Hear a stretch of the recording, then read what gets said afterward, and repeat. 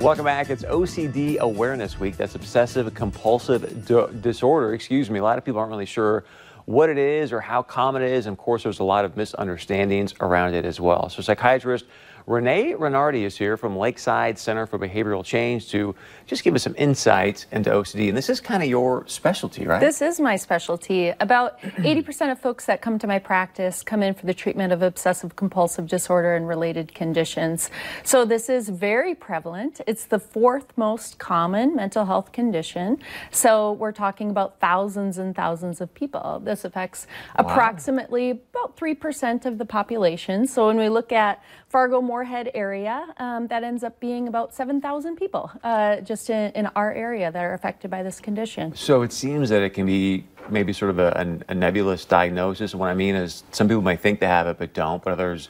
So how do you get an accurate diagnosis for it? Yeah, you know, this is one that it really works both ways. Everybody thinks that they know OCD. And when I discuss what I do with other people, they'll be like, oh yeah, I have that. Exactly.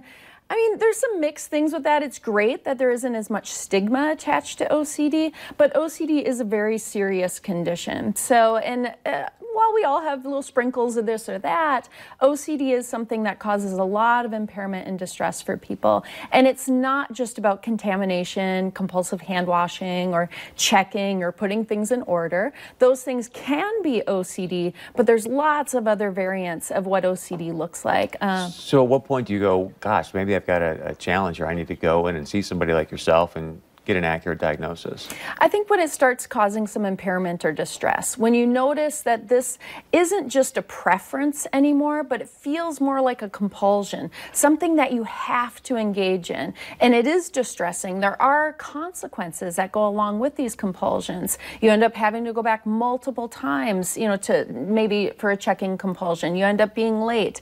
You're having intrusive thoughts that really are troublesome to you. Like what do you mean specifically? So there's a type of OCD called intrusive thoughts, and this is probably the most prevalent subtype of OCD that I see in my office, where people have violent thoughts, sexual thoughts, blasphemous thoughts, moral scrupulosity thoughts, thinking that, oh, I'm a bad person because I might not have told the truth when I was telling somebody, you know, something over the phone. And this is something that it really impacts people and causes a lot of excessive behaviors, which are what compulsions are, which we can talk about as well. But there's a lot of different types of obsessions and a lot of different types of compulsions that people can engage in. So let's touch on compulsions, but then also if I were to come see you and if I had a compulsion or an OCD or whatnot, then how do you work with me to overcome, like when you talked about those thoughts?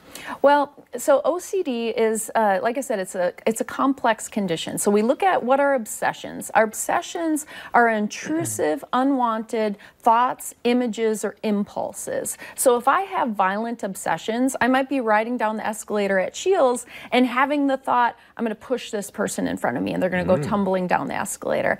And I am the nicest person in the world. I would never do something like that. But the thought is so intrusive that I avoid going down the escalator at Shields completely because I have the thought, I might feel it in my body, and it's very distressing for people. So those are obsessions. Compulsions are all of the things that people try to do to avoid or eliminate the distress caused by those thoughts. So whether it's a contamination thought or something like that, people engage in compulsions to try to fix it. Unfortunately, that doesn't work too well, and it ends up being a vicious cycle. Wow, great stuff. How can people get a hold of you for more info?